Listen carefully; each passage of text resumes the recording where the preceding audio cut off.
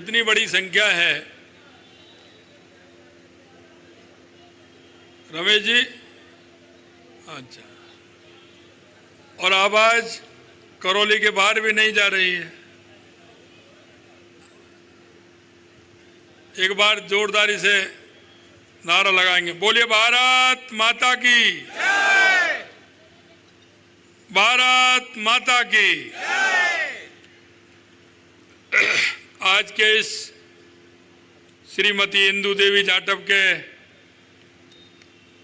नामांकन सभा के अवसर पर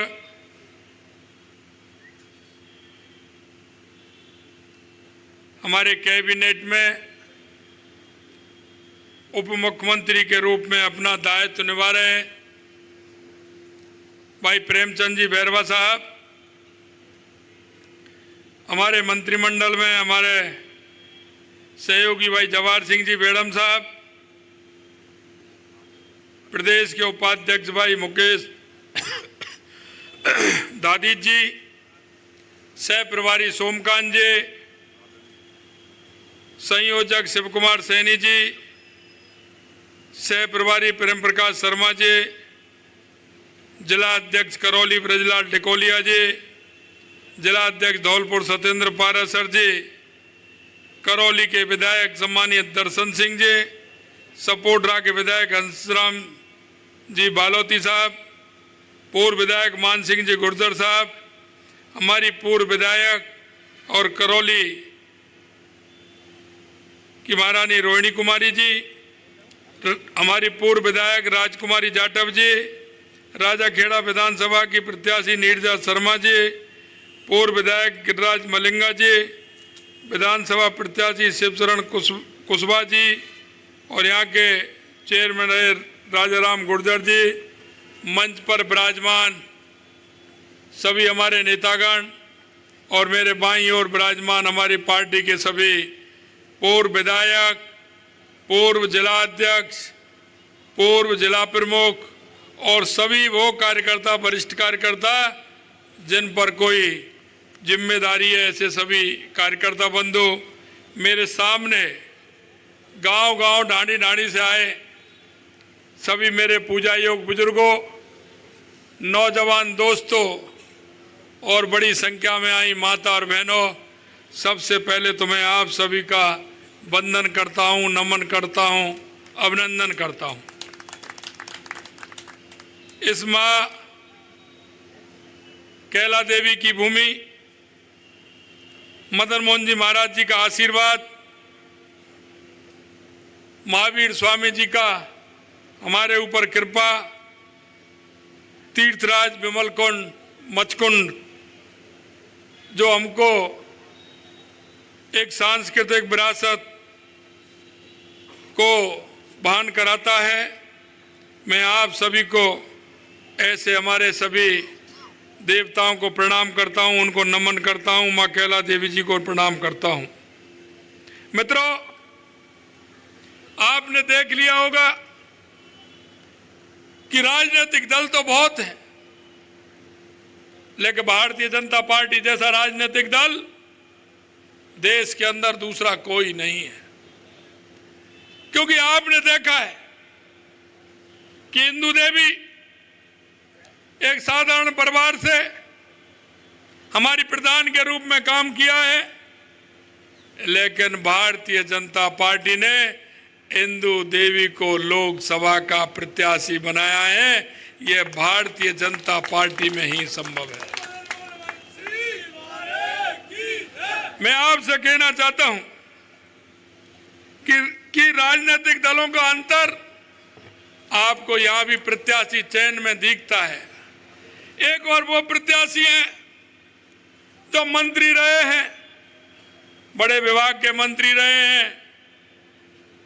अशोक गहलोत जी की उन पर कृपा है, क्योंकि उनकी कृपा से ही उनको इतना बड़ा मंत्रालय मिला था और उन्हीं की कृपा पर आज वो उनको प्रत्याशी बनाया गया है।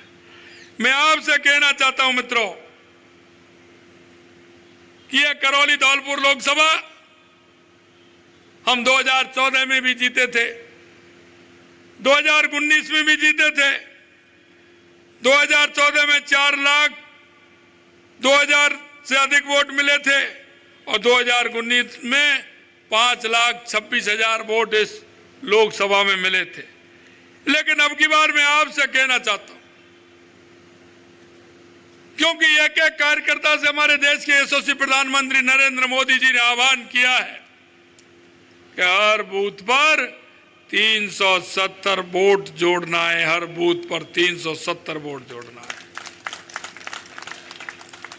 आपने देखा होगा 2014 के बाद इस देश के अंदर कितना बड़ा परिवर्तन हुआ है, कितना बड़ा परिवर्तन हुआ है। देश में विकास की गति किस तरह से बढ़ी है, आए दिन देखते रहो। जिस तरह से हाईवे से लेकर के देश के अंदर रेलवे से लेकर के जहां आवश्यकता है, किस तरह से देश की प्रगति हो रही है। हर जिले में मेडिकल कॉलेज बन रहा है। 20 एम्स इस देश को माननीय यशस्वी प्रधानमंत्री नरेंद्र मोदी जी ने दिए। IIM, IIT इस देश को दिए हैं। और मैं आपसे कहना चाहता हूं मित्रों, 2014 के बाद का परिवर्तन ये भी दिख रहा है कि देश का मान और स्वाभिमान दुनिया के अंदर कितना बड़ा है। ये देश के यशस्वी प्रधानमंत्री नरेंद्र मोदी जी के देन है। हमारे गरीब कल्याण की योजनाएं, क्योंकि आपने देखा होगा 7 दशक से कांग्रेस गरीबी हटाओ का नारा दे रही है। यह नारा देश की आजादी के बाद प्रारंभ हुआ। यह नारा गरीबी हटाओ का नारा नेहरू जी ने भी दिया, इंदिरा जी ने भी दिया, यह नारा राजीव जी ने भी दिया, मनमोहन सिंह जी ने भी दिया। बीच में 1-2 लोग और आए, वो भी गरीबी हटाओ का नारा दे रहे थे। आज सोनिया जी भी दे रही हैं, राहुल जी भी दे रहे हैं, लेकिन आज तक किसी गरीब का भला इन्होंने नहीं किया। और ये तुष्टीकरण के आधार पर चलने वाले लोग हैं। अगर 2014 के बाद अगर गरीब की किसी ने सुनी है तो वो देश के यशस्वी प्रधानमंत्री नरेंद्र मोदी जी हैं, जिन्होंने महिलाओं, गरीब को, विद्यार्थी सबकी अगर किसी ने सुनी है तो वो देश के यशस्वी प्रधानमंत्री नरेंद्र मोदी जी सुनी। मैं आपसे कहना चाहता हूं, हमारी महिलाओं को 70 दशक के बाद भी उनकी तकलीफ को किसी ने नहीं सुना। अरे सुनने की तो बात छोड़िए, किसी ने महसूस नहीं किया। अगर महिलाओं की तकलीफ को महसूस किया तो देश के यशस्वी प्रधानमंत्री नरेंद्र मोदी जी ने किया। आपने देखा होगा हमारी माता बहनें जब शौच के लिए जाती थी, अंधेरे का इंतजार करती थी, सुबह भोर होने से पहले जाती थी। यह किसी ने दर्द महसूस नहीं किया। यह दर्द महसूस किया तो यशस्वी प्रधानमंत्री नरेंद्र मोदी जी ने किया। और घर घर शौचालय बनवाने करके महिलाओं को इज्जत देने का काम माननीय यशस्वी प्रधानमंत्री जी ने किया। यही नहीं मेरे भाई और बहनों, अगर मैं कहना चाहता हूं कि बारिश के समय में अगर बहनों को दिक्कत आती थी, फूंक दे देकर धुआं हाथों में चला जाता था, फेफड़ों में चला जाता था और आंखों से अंधी हो जाती थी। अगर उज्ज्वला का कनेक्शन दे करके उनके सम्मान दिया तो देश के यशस्वी प्रधानमंत्री नरेंद्र मोदी जी ने दिया। यही नहीं, अरे कोई गरीब बैंक की चौखट पर नहीं चढ़ सकता था। उस गरीब का एक गरीब का खाता खुलवा करके उस बैंक गरीब के खाते में सीधा पैसा आने का काम किया तो देश के यशस्वी प्रधानमंत्री नरेंद्र मोदी जी ने किया। हमारी बहनों को पढ़ाई के लिए संसाधन देने का काम किया तो यशस्वी प्रधानमंत्री नरेंद्र मोदी जी ने किया। और तो छोड़िए, ये किसानों की हित की बात करने वाले कांग्रेस के लोग आज तक किसी किसान का भला इन्होंने नहीं किया। अगर किसान का भला किया तो देश के यशस्वी प्रधानमंत्री नरेंद्र मोदी जी ने किया। किसान को अगर सम्मान निधि देने का काम किया तो देश के यशस्वी प्रधानमंत्री नरेंद्र मोदी जी ने किया। मैं आपसे कहना चाहता हूं मित्रों, अगर किसान का और गरीब का भला किया है तो जब भारतीय जनता पार्टी आई है तो किसान और गरीब का भला करने का काम किया है। मैं आपको याद दिलाना चाहता हूं, अगर 1975 में राजस्थान के अंदर जनता पार्टी बनी थी तो हमारे यशस्वी मुख्यमंत्री भैरव सिंह जी शेखावत जी ने काम के बदले अनाज योजना प्रारंभ की, तो माननीय भैरव सिंह जी शेखावत ने की, जिन्होंने अंत्योदय की योजना को लागू किया और किसानों के लिए क्रेडिट कार्ड का काम किया, तो देश के यशस्वी प्रधानमंत्री पूर्व प्रधानमंत्री माननीय अटल बिहारी वाजपेयी जी ने किया और हर गांव को सड़क से जोड़ने का काम किया, तो देश के यशस्वी प्रधानमंत्री पूर्व प्रधानमंत्री अटल बिहारी वाजपेयी जी ने किया। यही नहीं मित्रों, जब भारतीय जनता पार्टी चाहे प्रदेश में या केंद्र में आई है, उसने हमेशा किसान और गरीब का ध्यान रखते हुए काम किया है। मैं आपसे निवेदन करना चाहता हूं, हमारी सरकार को आए 3 महीने हुए हैं, 90 दिन हमें काम करने का मौका मिला, 90 दिन, क्योंकि 90 दिन बाद आचार संहिता लग गई थी। लेकिन हम आपसे कहना चाहते हैं, हम जो घोषणा पत्र आपके बीच में लेकर के गए, जो संकल्प पत्र हम आपके बीच में लेकर के गए, आज उस संकल्प पत्र को देखिए, हमने 40 से 45% संकल्प पत्र हमारा 90 दिन के अंदर पूरा किया है, 90 दिन के अंदर पूरा किया। हमारा ये पूर्वी राजस्थान कभी पानी से परेशान रहता था, आज ये पानी के लिए परेशान है, पानी के लिए परेशान है। 2013 में जब हमारी सरकार आई थी तो हमारी वसुंधरा जी ने ईआरसीपी की योजना बनाई थी। 2003 में अटल बिहारी वाजपेयी जब प्रधानमंत्री थे तो उन्होंने नदियों से नदियों की जोड़ने की योजना बनाई थी, जिसमें काली सिंध, चंबल और पार्वती को जोड़ने का मिशन चला था। लेकिन कांग्रेस की 2 बार बीच में सरकार आई, हमेशा कांग्रेस ने 5 साल ईआरसीपी का नाम लिया, बजट में भी नाम लिया, विधानसभा के अंदर भी नाम लिया और अपने घोषणा पत्र में भी कहा कि हम ईआरसीपी को लेकर के आएंगे, लेकिन ईआरसी पर एक काम नहीं किया। ईआरसीपी पर एक किसी प्रकार का काम नहीं किया। उन्होंने लटकाने का, उसे उलझाने का ये काम कांग्रेस की सरकार ने किया। मित्रों, मैं आपसे कहना चाहता हूं, ईआरसीपी पर वो राजनीति करते रहे, लेकिन जनता के दर्द को कभी उन्होंने देखा नहीं। मैं आपसे कहना चाहता हूं, हमारा सबसे पहले मिशन राजस्थान के जनता को ठीक प्रकार से नल से जल पहुंचे, ये हमारी कल्पना है। इसी के आधार पर हमने योजना बनाई।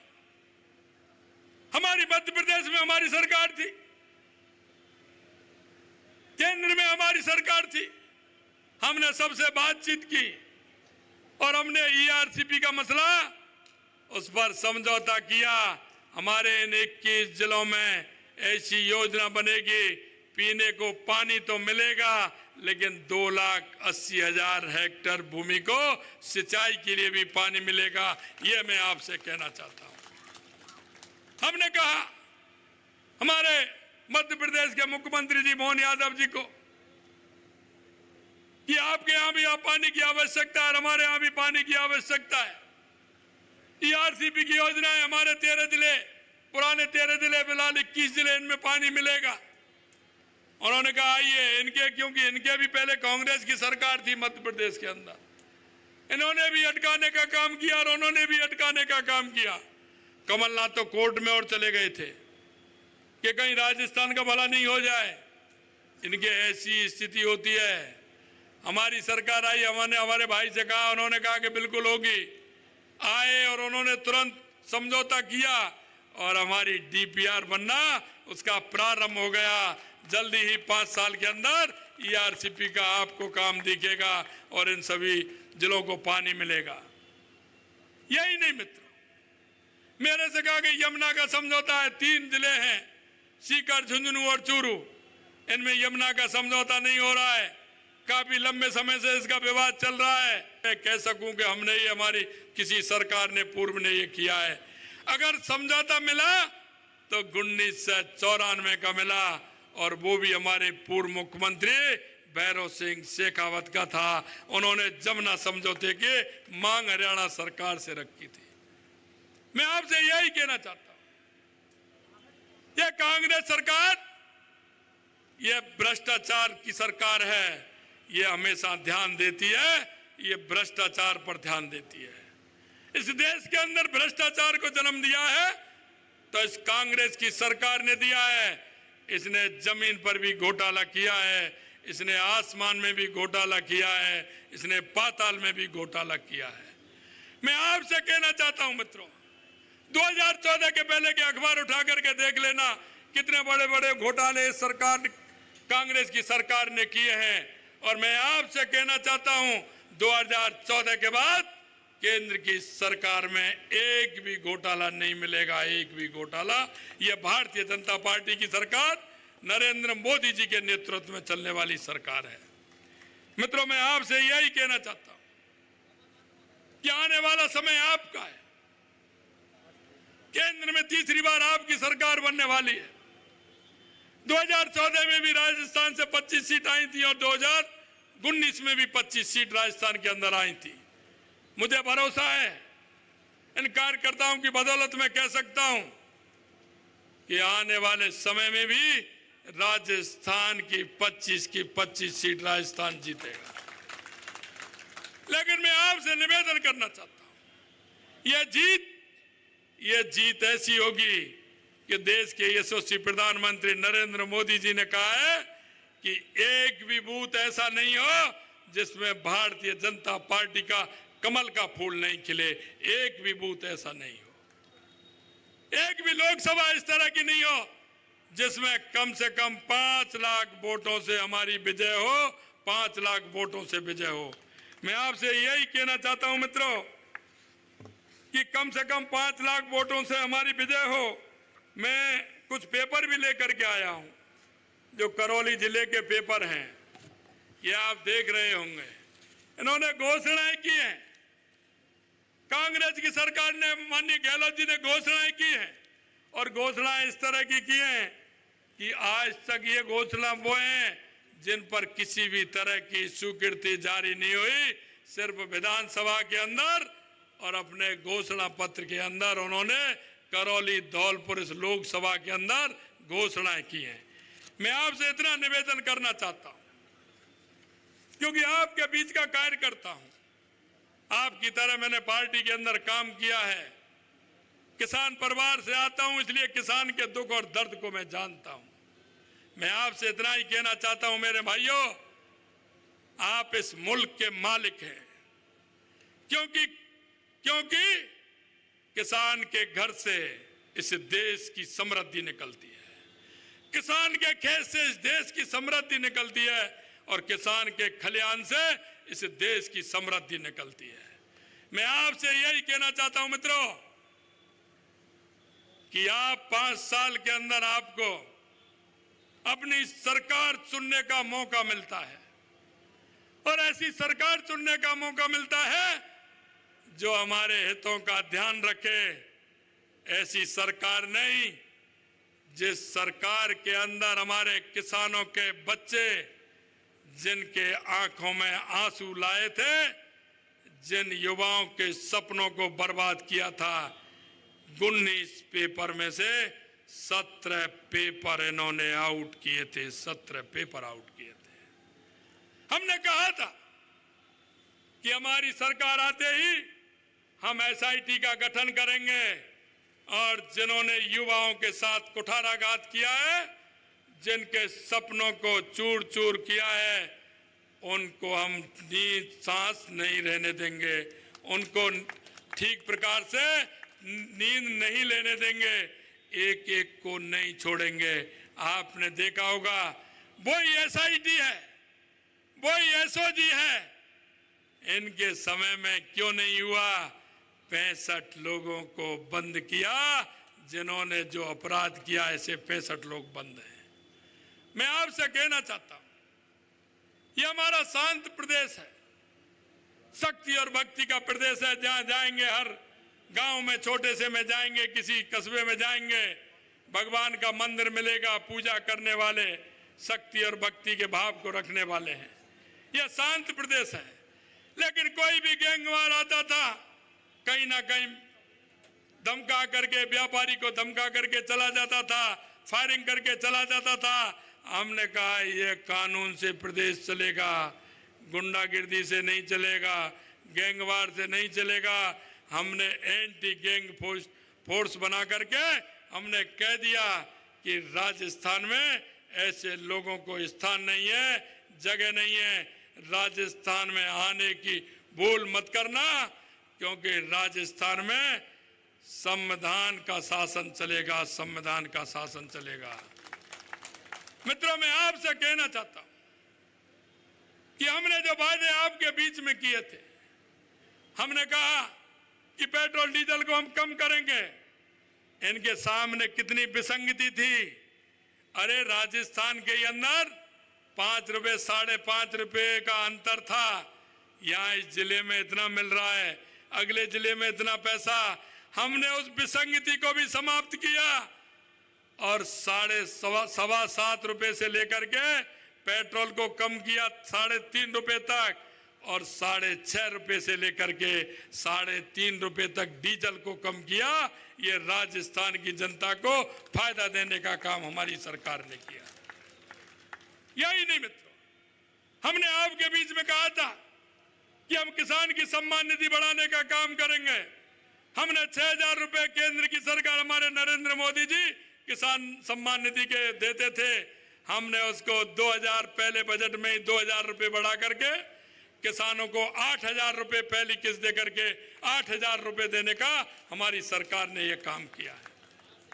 यही नहीं, और मैं आपको बताना चाहता हूं, हमने कहा किसान की फसल पर एमएसपी, हम गेहूं पर एमएसपी बढ़ाने का काम करेंगे, और हमने पहली किस्त 125 रुपए 2275 से 2400 रुपए करने का हमारी पहली कैबिनेट में हमने किसान के लिए 125 रुपए गेहूं के बढ़ाने का काम किया, तो हमारी सरकार ने किया।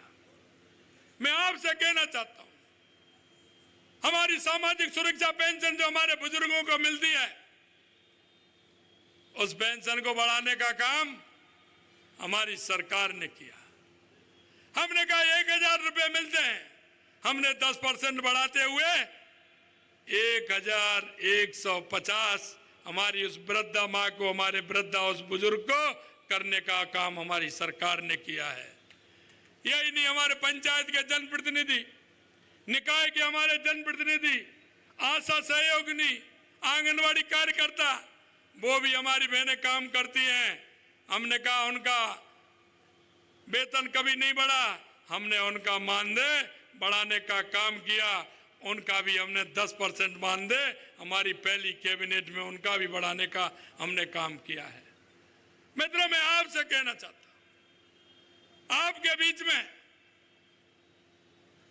जिस संकल्प पत्र को लेकर के हम गए थे, मैं आपको विश्वास दिलाता हूं, उस संकल्प पत्र को, पूरा का पूरा संकल्प पत्र को हम पूरा करेंगे।